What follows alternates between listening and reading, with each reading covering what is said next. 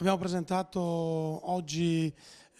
la risoluzione che abbiamo presentato in Consiglio regionale per la grave crisi che in questo momento c'è in Venezuela, una crisi che proprio in questi giorni è ancora più acuta dai fatti che ci sono tutti i giorni, ci vengono proposti dai mass media. È una crisi di tipo politico, umanitario, una protesta civile del popolo che viene repressa con sistemi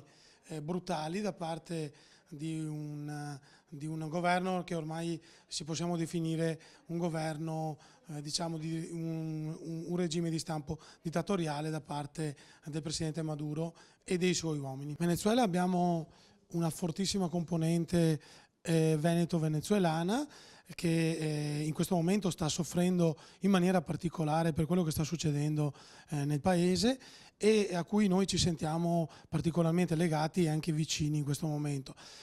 Noi oggi con noi erano presenti invece i rappresentanti invece della comunità venezuelana nel Veneto che stanno portando avanti in maniera anche coraggiosa, forte e anche determinata delle